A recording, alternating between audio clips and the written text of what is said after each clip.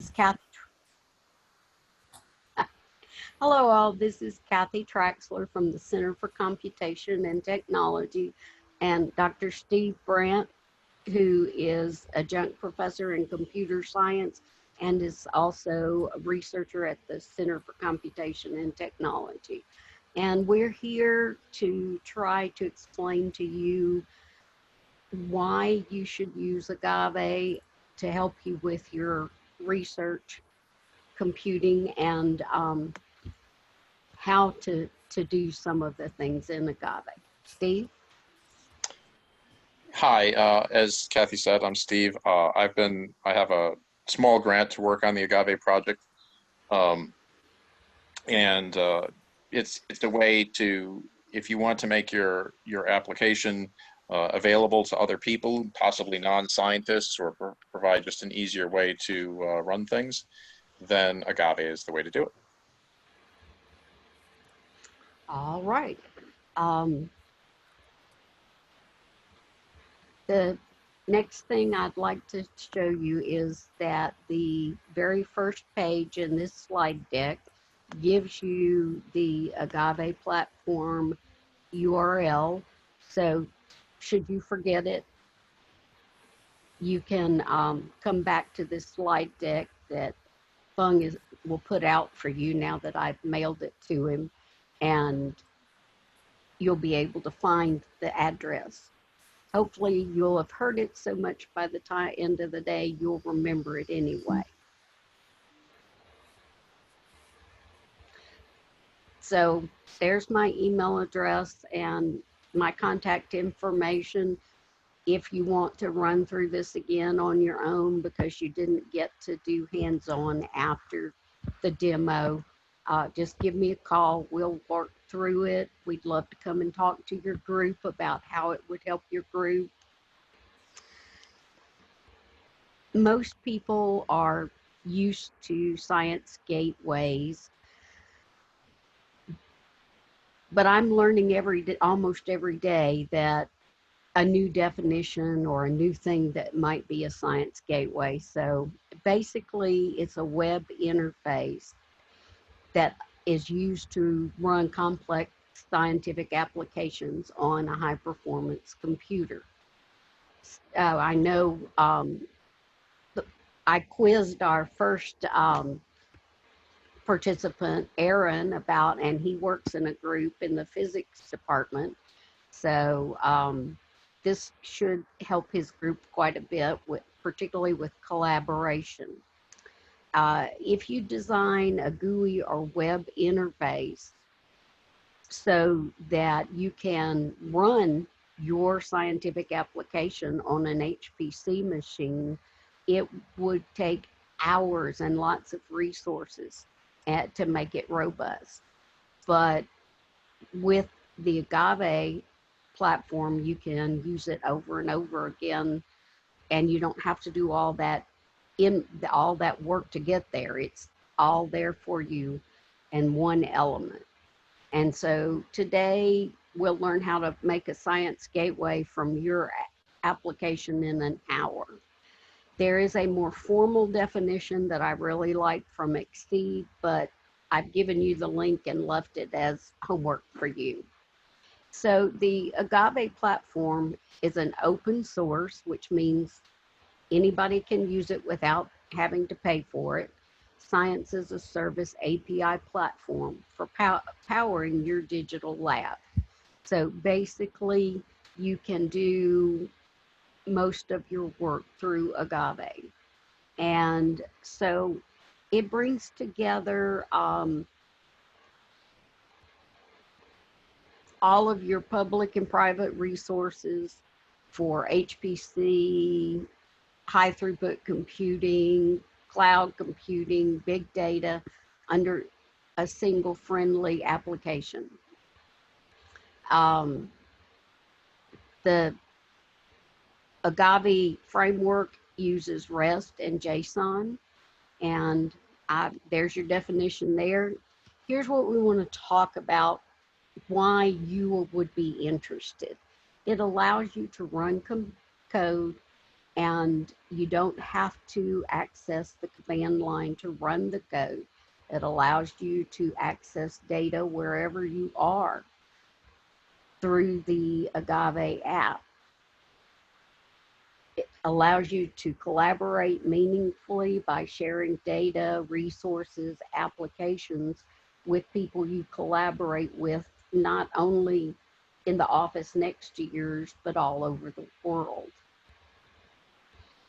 It is able to integrate anywhere. Basically, you would go to the Agave platform, and for your particular resources, you could run on any machine you have user credentials to run and an allocation to run on.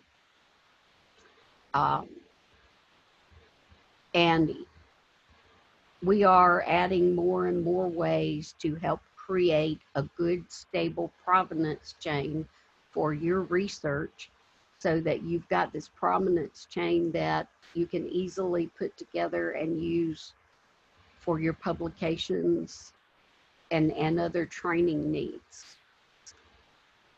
So here, once again, is the URL you'll use after the tutorial is over. Now, to use the Agave platform, you need an account on some service, whether it's your desktop computer, laptop computer, whether you're a member of Exceed, if you have accounts at LSU and University of Louisiana, Lafayette, and University of Michigan, anywhere, you have to have some sort of account to the resources you're using, your AWS cloud servers, whatever you need. Once you've got those two, you're ready to go.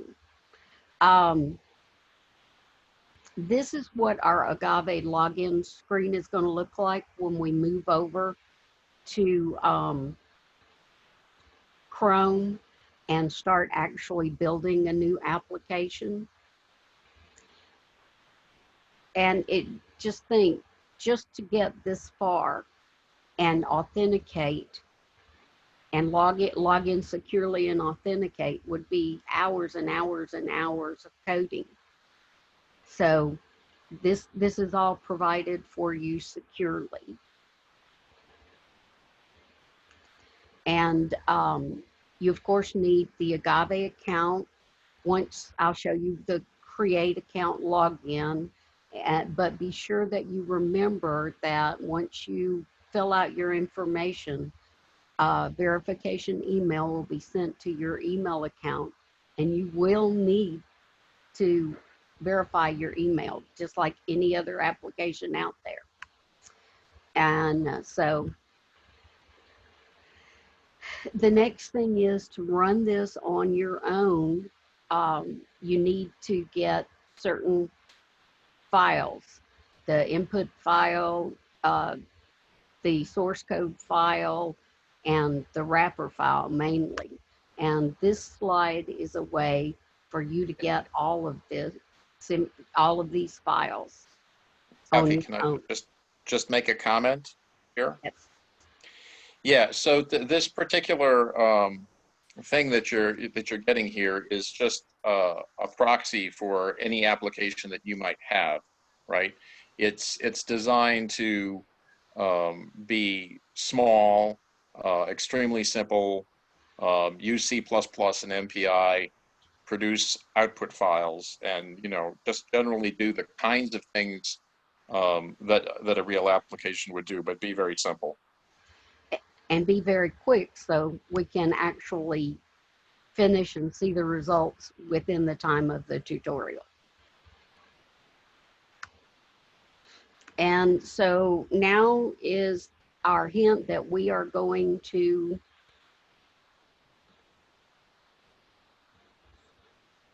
go to Agave. Kathy? Yes?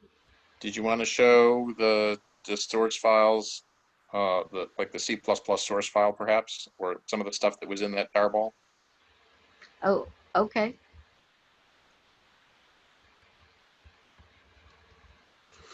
Okay, this is my HPC account, K-Traxler, on what I refer to as the She Loved machine. I have logged in here and gone into Agave development where all of my files are stored. This is, of course, my executable. Here's the C++. We can do a quick cat if you're interested. There's a Python code that creates a plot. It's the application is called DrawGal because we're drawing a Gaussian curve, and the Python actually takes the code calculated from C++ and creates a plot for you so you can see the Gaussian curve. The DrawGal wrapper is basically what Steve told me to consider as your bash script, because it is bash script language. And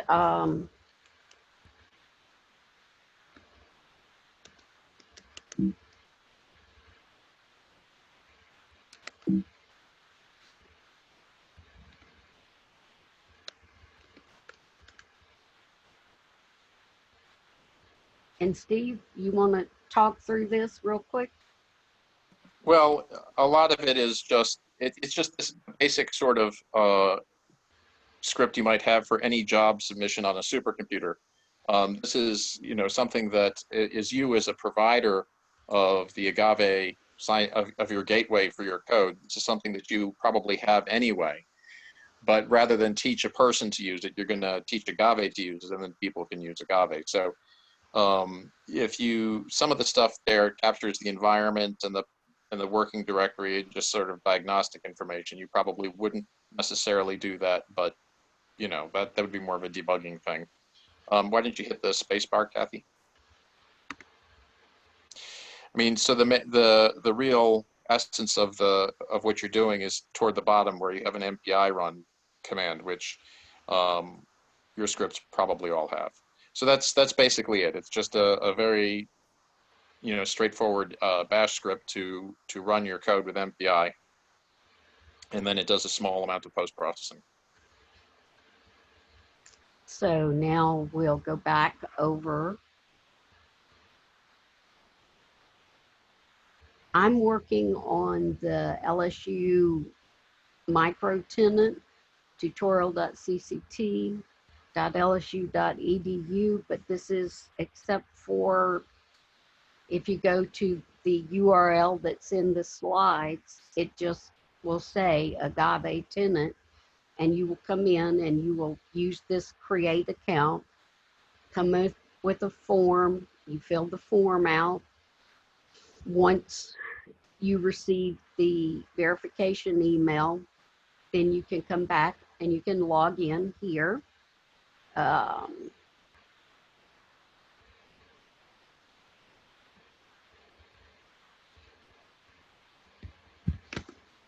So this is what you see when you first log into the Agave to-go platform. The big thing here is your dashboard, your menu over here where we've got the dashboard up.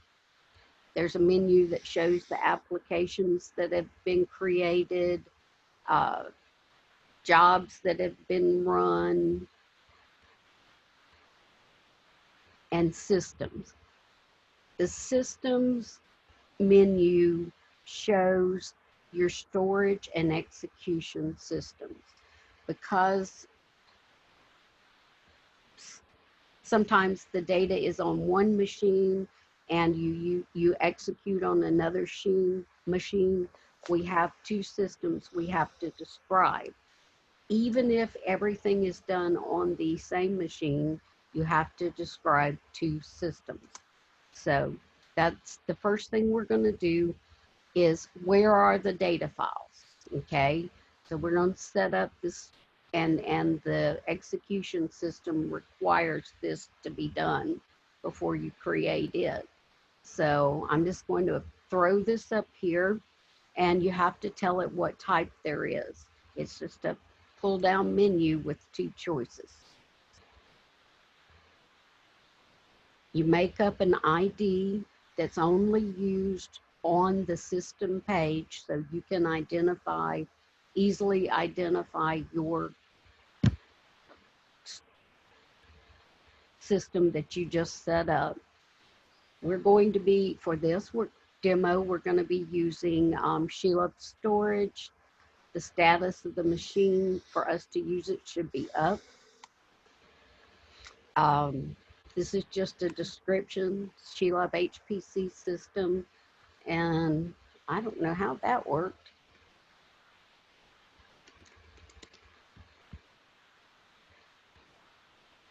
We're going to use the SFTP protocol to access the data. We're going to use sheila.hpc.lsu.edu. Then the server port, which is 22. Your root directory is always going to be / and your home directory should also be a /. In this instance, we're not using a proxy tunnel. If you're going to be using one, that's when you would use that. Here, you also have the option of using SSH keys or your logon ID and password. And I'm just going to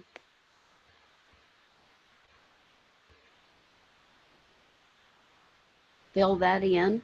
Notice that when you filled out all of the required pages, you can't hit next, so you click submit. You tell it to browse systems, and then we're going to come back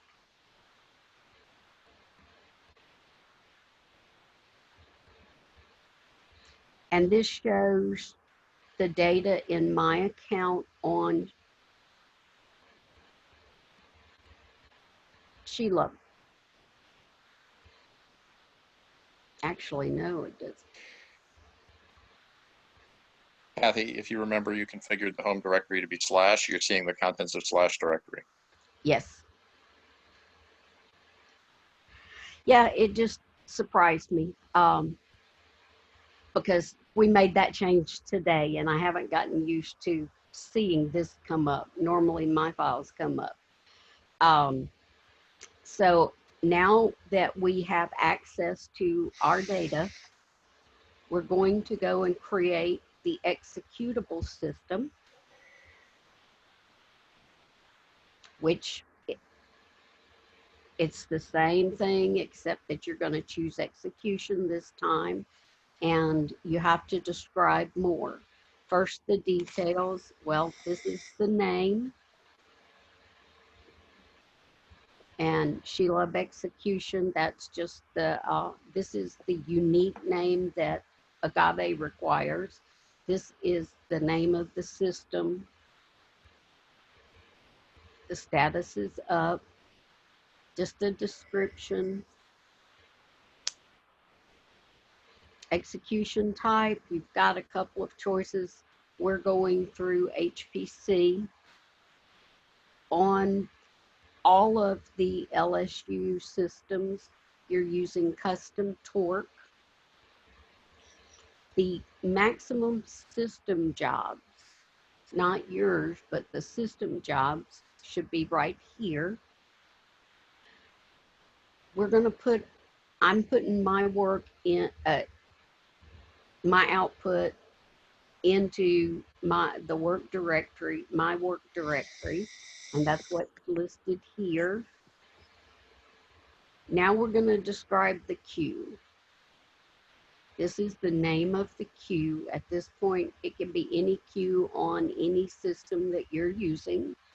The maximum jobs that can be queued or running. Maximum number of nodes that can be requested for any job in this queue. The jobs I'm running are smaller, so I've got 16 nodes there. I don't need 1,000. 16 gigabyte of memory per node. And these are maximums that you can find through commands on the system if you've been to the HPC environment classes or through the user documentation. Custom directive. This is something that's going to be run anytime you do this one, so you can put your allocation in there. And the other is so that you're always LSU systems only allocate whole nodes, and the way they enforce that is they require you to have ppn equals 16 for the 16 cores on the node. And so if we didn't use a custom directive here and you tried to run, say, on 3 processes, the job would fail because the queuing system would complain that you didn't choose ppn 16. So that's the reason for the custom directive, so that you don't get rejected on LSU machines. Thank you. Thank you. Once again, more description. This is the host's name, the authorization port, the SSH protocol, keeping us protected, node, proxy tunnel, password, and logon ID. And I'm just going to make sure that the right password is there. We have to tell it which storage system we're using so that the execution system knows where to go and get that data. Once again, SFTP, the host is Sheila, the root directory and the home directory are /, and then again, your logon ID and password.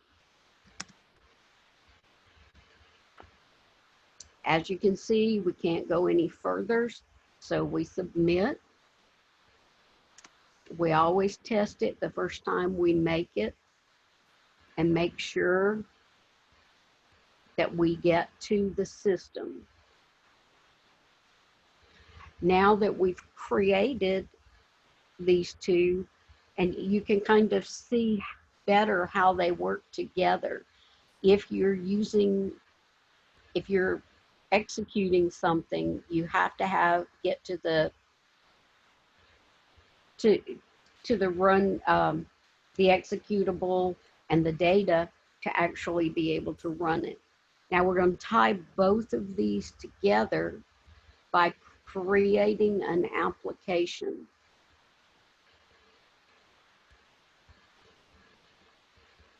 The application is where you actually run your files. It has all the rest of the language that's needed.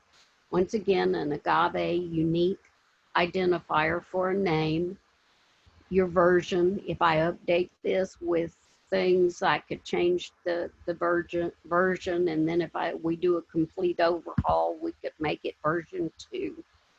I have a label. We're trying to draw a Gaussian curve, and then I've got a short and a long definition that pretty much that says the same thing. These are tags and descriptions that you can use to describe the work you're doing as you move forward. And I still remember the first time I clicked next and I got a blank screen. So don't panic like I did that first time. Here we're talking about the dependencies. We need the deployment path. You know, we've already told it that it's root. Now we want to tell it that where my account is and where my information for this app is. The deployment system is the system the data's on. So because of my system description and executable description, I can go through and pick that particular name. Again, To get from there, up here, I told it to go to Agave deployment. In here, I'm telling it that I want it to get this particular script, and then I want it to run this test.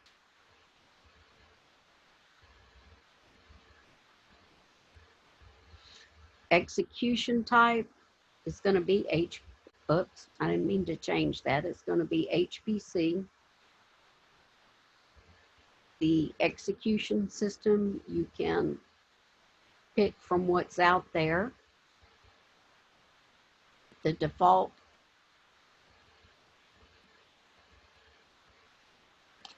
Remember the bug in the UI, Kathy? Go switch the execution Right, system. because I played with it. It's a pull down window, but the execution only has one queue described, so you're going to use that.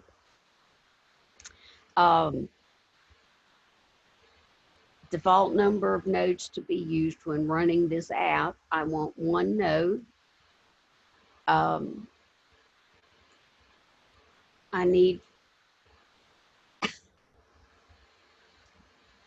need 4 GB of memory, and I want to use one processor this time, Steve, or 2? Use one, please. Okay. And I'm setting my, this is a very short run time. So I've got 5 minutes there just in case, and parallel, and it's not checkpointable code. So we're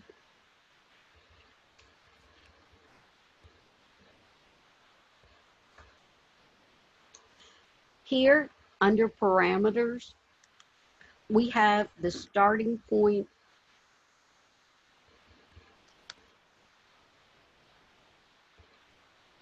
that would be in an input file. I'm sorry, I got interrupted and I lost my train of thought here.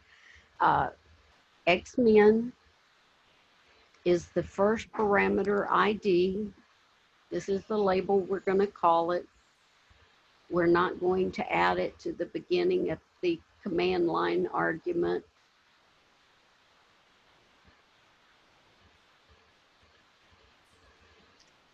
We're going to come down here to the ontology area. Here we can, how many minimum number of instances of this parameter? Well, we only need it once. And max, we only need it once.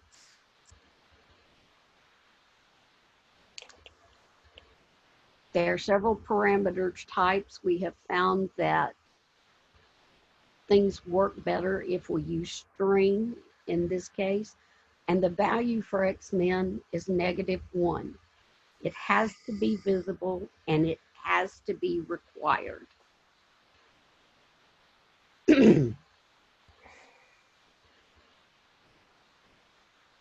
Oops, I'm sorry.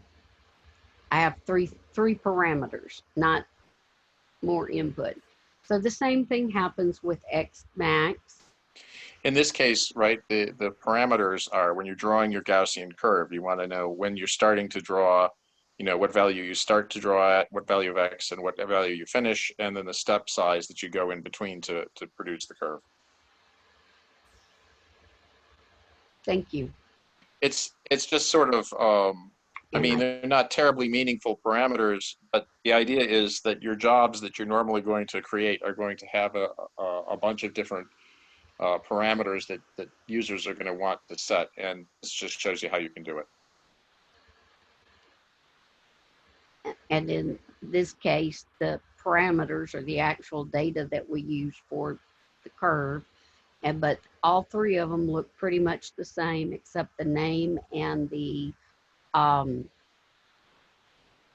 numeric value of the numbers.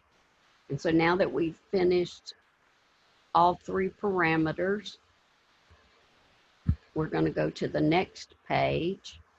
Because we put our parameters in, our input points as parameters, we will not have an input file, but here you would add input if you have a file.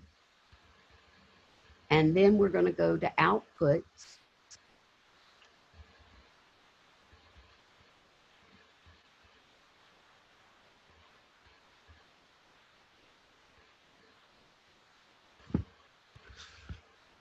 And I'm not sure why this didn't.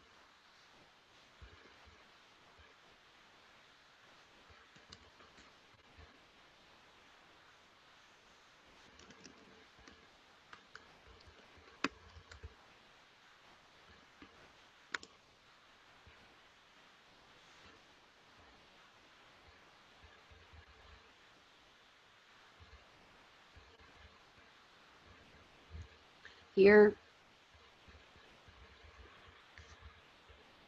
you have to have one instance, and we only want one instance. The default value is the name of the file. So the output file description is mostly documentation for documentation purposes, but it can be useful for understanding what your app does. Yes. So as you can see, we can't go to another page. So we're going to submit this, and we're going to go back to browse the applications. And now we're going to run this. This is your job name. And this is how one of the ways we'll identify it. We always want to come down and view the advanced options. And right now we don't want to archive the job. Here are the parameters that we are inputting that come from the parameter descriptions. And so now I've run it. You can see that it's pending. When I go over, you can see that it's submitting. Here's the execution system. Here's the output path. Once it's finished, let me just refresh that. Okay, it's queued. Once it's finished, we'll click on this to go to the job. Let's refresh. Now we're finished.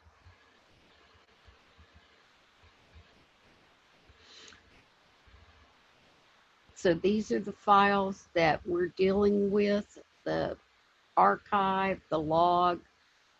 This is our executable.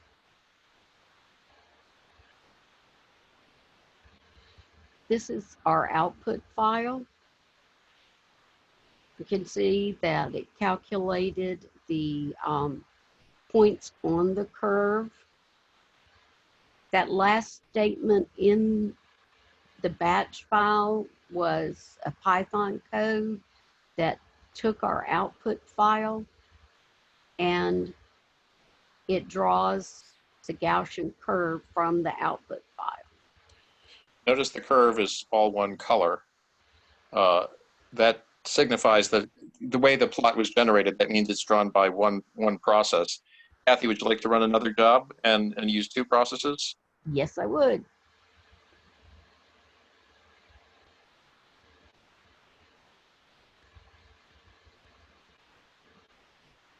So we come back, I just went to the app. I'm sorry I did that so quickly. I just went back to the app and told it to run, and now we're setting up. We're going to view the advanced options and Node count. Put that to 2. And just to make use of the other parameters, why don't you set xmin to -2 instead of -1?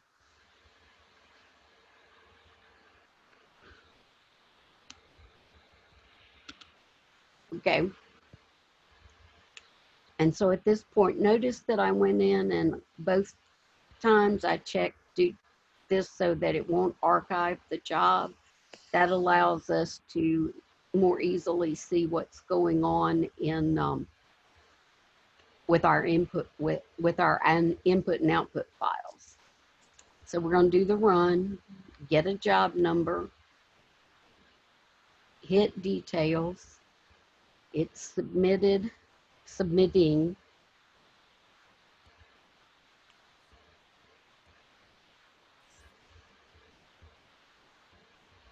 Now it's queued.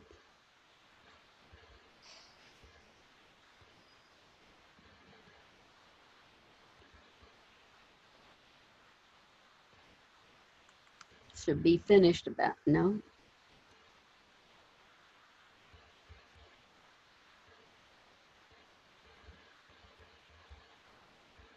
Now it's finished and we can follow the output path.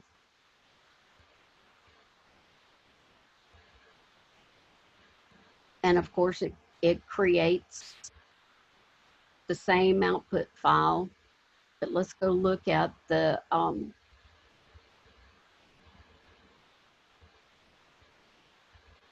And so you see it's got the two colors for the two each process, showing which part each process did. With say process 1 and process 2. And it starts at -2 this time, reflecting the input parameter.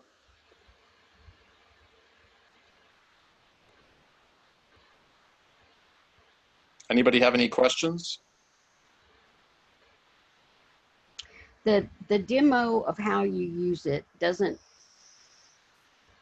show you how useful it will be within your group and your collaborators all over, but it does give you an idea why you don't have to use the command line to run your code in. So the point is, right, I mean, it depends on the group that you're in, but many times you have people who are scientists who aren't able to use a command line on a Linux system and aren't interested in learning how to do it. This is a way that you can put together your application in a way that is more accessible to such people. It is also sometimes more accessible to scientists themselves to have just a graphical interface to interact with jobs on occasion. In addition to this, Agave has other features which allow you to take data from your jobs and share them with collaborators who, may not have links on your system. So they can do it. They can create a link for your jobs that's similar to these kind of Dropbox links that you use for email, but you can create them at such links that point directly to the machine where the data is stored, and share things with your colleagues that way. So it's got a bunch of different features to help you, run jobs in a science gateway and to collaborate meaningfully.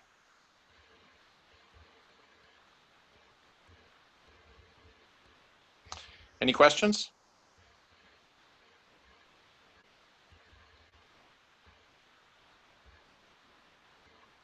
Yeah, I saw that there was you could archive the jobs, and I was just wondering if you could talk about that. Like, basically, I'm interested about like, hey, keeping track of previous jobs and stuff like that.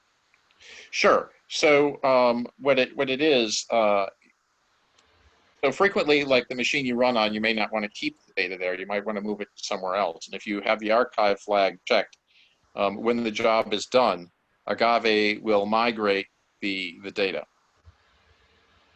for you to whatever your archive machine is.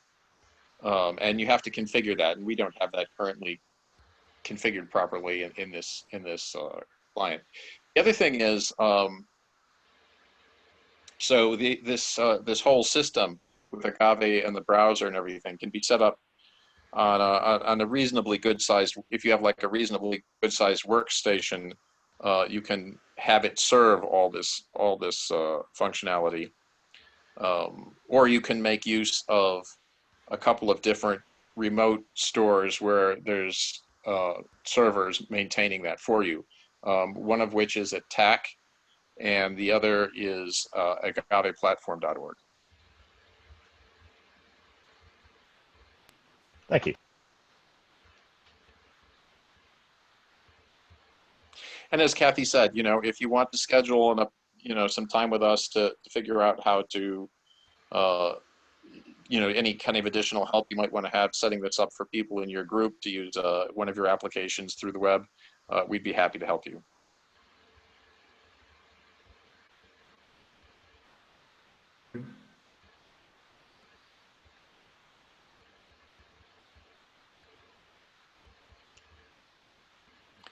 Have some imaginary coffee and donuts.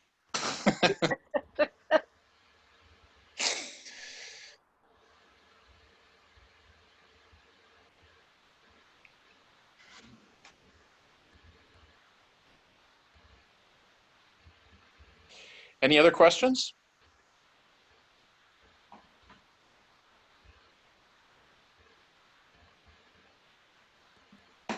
Then thank you for coming, and remember that a slide deck containing images of all of these different steps will be up. If it's not up, if Fung doesn't have it up now, it will be up by the end of the day. Like I said, I didn't send it to him until this morning, so. The slides should be there. Okay. Let me check. So if you have any questions, just go back to this training as a past training, and you'll find the slide deck with our information, with how to do things. And please call us for future meetings. All right. Thank you. Thank you all for coming and being interested. Thank you, Fung, for setting Thank this you. up. Stay home. Stay safe. Yes, everybody, stay home, stay safe. And Yeah. don't try to go to Texas. You currently in Texas right now? No. My mom was telling me that they're putting people that don't have the right paperwork that cross the line from Texas go to quarantine for 14 days regardless. Okay. Yeah. So don't go to Texas. Don't go anywhere. Right. All right. Thank you. Thanks for Goodbye. everybody for Thank coming. you all. See ya. See you.